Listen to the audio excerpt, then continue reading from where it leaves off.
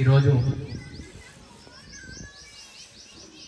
సభాధ్యక్షత వహించిన పాఠశాల ప్రధాన ఉపాధ్యాయులు శ్రవణ్ కుమార్ సార్ గారికి, అదేవిధంగా ఈ వేదికను అలంకరించిన గ్రామ ప్రథమ పౌరుడు సర్పంచ్ ముల్కల్పల్లి ఘాటయ్య గారికి, అదేవిధంగా ఉప సర్పంచ్ రాచమల్ల సంతోష్ గారికి, వార్డు మెంబర్ ఐలయ్య గారికి, అదేవిధంగా పాఠశాల ఉపాధ్యాయులు మరియు విద్యార్థులు మరియు గ్రామ యువకులు, అంతేకాకుండా ఇక్కడికి విచ్చేసిన అందరికీ ముందుగా గణతంత్ర దినోత్సవ శుభాకాంక్షలు.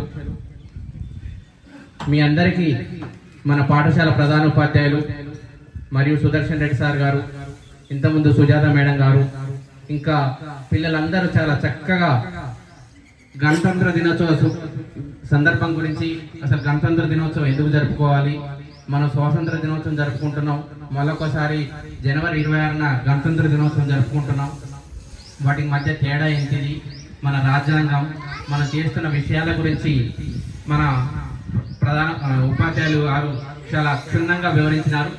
మీ అందరికీ తెలిసిందే, మనం పుస్తకాలలో 6వ తరగతి నుంచి 10వ తరగతి వరకు మన రాజ్యాంగం, వాటి గురించి, మనం స్వాతంత్ర ఉద్యమం గురించి అనేక మనం పుస్తకాలలో చదువుకుంటున్నాం. నేను ఈరోజు ఈ పాఠశాల విద్యార్థిగా నేను చాలా గర్వపడుతున్నాను. ఎందుకంటే మేము చదువుకునే రోజుల్లో ఇంత క్రమశిక్షణతోటి కానీ, ఇంత మాకు గైడెన్స్ ఇచ్చి ఇంకా మోటివేట్ చేసి ఉంటే మేము ఇంకా వేరే విధంగా ఉండేదని చాలా బాధపడుతున్నాం. ఎందుకంటే మీరందరూ ఈరోజు కొంచెం స్ట్రెంగ్త్ స్టూడెంట్స్ తక్కువైనా కానీ ఇక్కడ చక్కటి ఉపాధ్యాయ బృందం ఉంది, మీకు మంచి ప్రోత్సాహం అన్ని విధాలుగా అందిస్తున్నారు.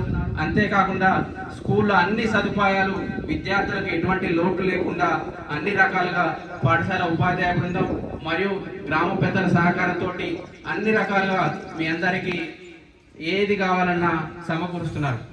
ఈరోజు నాకు ఒకటే 6వ తరగతి విద్యార్థులు, ఇందాక జోర్క మధు కానీ, ఆవుల యశ్వంత్ కానీ, సాజిదా కానీ, వీళ్ళందరినీ చూస్తుంటే చాలా నేను గ్రాడ్యుయేట్ అయినా, పోస్ట్ గ్రాడ్యుయేట్ అయినా కానీ ఈరోజు మీ అంత చక్కగా నేను మాట్లాడలేనేమో అని నాకు ఒక రకంగా ఇంగ్లీష్లో కానీ ఇంకా ఏ విధంగానైనా మాట్లాడలేనేమో కానీ మీకు ట్రైనింగ్ ఇచ్చిన ఉపాధ్యాయులకి నీకు శిరస్సు మంచి నేను నమస్కారం చేస్తున్నాను.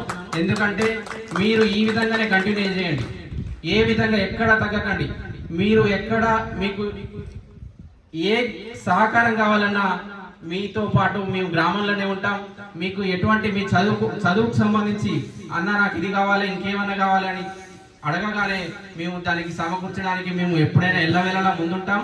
అన్ని వేళలా మీరు ఒక్కటి చేయాల్సిన పని, ఎందుకంటే క్రమశిక్షణతో చదువుకొని మీరు మీ తల్లిదండ్రులకి మరియు గ్రామానికి మంచి పేరు తేవాలని మీ అందరినీ కోరుకుంటున్నాను. ఎందుకంటే విద్యార్థులు చాలా మీకు మంచి భవిష్యత్తు ఉన్నది. ఎందుకంటే చెడు వ్యసనాలకి, అదేవిధంగా బైక్ల మీద తిరిగి ఆవర కాకుండా కొంచెం క్రమశిక్షణ చదువుకొని మన తల్లిదండ్రులకు సాయం చేస్తూ టైంకి స్కూల్కి వచ్చి పాఠశాల ఉపాధ్యాయులు చెప్పేది చాలా చక్కగా విని మీరు అలవాటు చేసుకుంటే భవిష్యత్తులో మీరు మంచి ప్రయోజకులు అవుతారని నేను కోరుకుంటున్నాను. అంతేకాకుండా ఏ విషయంలోనైనా మీరు చాలా మంచి మెరికల్ లాంటి విద్యార్థులు ఉన్నారు, వాళ్ళకి మంచిగా వాళ్ళ యొక్క హిడెన్ టాలెంట్ని ఉపాధ్యాయులు ఇంకా గుర్తించి మంచిగా రాష్ట్ర స్థాయిలో, జిల్లా స్థాయిలో, దేశ స్థాయిలో మీకు మంచి అనేక అవకాశాలు ఉన్నాయి బయట. వాటిని అన్నింటినీ గుర్తించి ఉపాధ్యాయులు కూడా మంచిగా ప్రోత్సాహం ఇస్తున్నారు. మీరు చాలా అదృష్టవంతులు. ఇదే విధంగా మీ యొక్క స్ఫూర్తిని కొనసాగించి భవిష్యత్తులో మంచిగా రాణించాలని కోరుకుంటున్నాను. ఏ విషయంలోనైనా మీరు చాలా క్రమశిక్షణ అనేది చాలా ముఖ్యం మెయిన్గా. ఎందుకంటే మన పాఠశాలలో విద్యార్థులు మనం చెప్పేటప్పుడు చిలిపి చేష్టలు అనేక రకాలుగా అన్నీ ఉంటాయి. ఎందుకంటే మేము అక్కడి నుంచి చూసి వచ్చినాం కాబట్టి. కానీ ఆడేటప్పుడు ఆడాలి, పాడేటప్పుడు పాడాలి, అల్లరి చేసే టైంలో కూడా అల్లరి చేయాలి అన్ని ఇంట్లలో. కానీ చదువు విషయంలో చదువుకు వచ్చినప్పుడు, ఎగ్జామ్స్ వచ్చినప్పుడు కానీ, మిగతా సమయంలో కానీ కొంచెం కాన్సన్ట్రేషన్ చేసి మిగతా మీ యొక్క చదువుని కొంచెం మంచిగా ముందుకు కొనసాగిస్తే మీ యొక్క తల్లిదండ్రులు కానీ, గ్రామానికి కానీ, జిల్లాకి కానీ, రాష్ట్రానికి కానీ మంచి ప్రయోజకులు అవుతారు.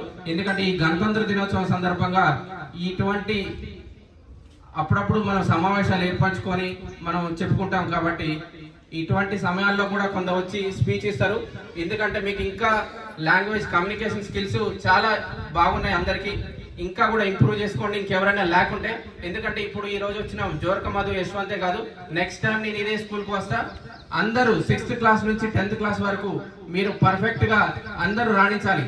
ఎందుకంటే ఒకరు మాట్లాడుతారు, ఒకరు ఇద్దరు కాదు, అందరూ వాళ్ళని చూసి మేమెందుకు మాట్లాడకూడదు, మేమెందుకు అలా చేయకూడదు, మేమెందుకు ఆటలు ఆడకూడదు, మేమెందుకు పాటలు పాడకూడదు అని మీరు ఎవరైతే వాళ్ళని చూసి మిగతా వాళ్ళు కూడా నేర్చుకోవాలని నేను మిగతా వాళ్ళకి కూడా విజ్ఞప్తి చేస్తున్నాను, విద్యార్థులకి. ఎందుకంటే ప్రతి ఒక్కరు మీరు మనకు అందరికి అన్నీ రావాలని లేదు. ప్రతి ఒక్కరు భవిష్యత్తులో మన క్రమశిక్షణగా పెరిగితే భవిష్యత్తులో ఏదో ఒక రంగంలో స్థిరపడతాం. ఇవాళ భారతదేశంలో అనేక రకాల అవకాశాలు ఉన్నాయి.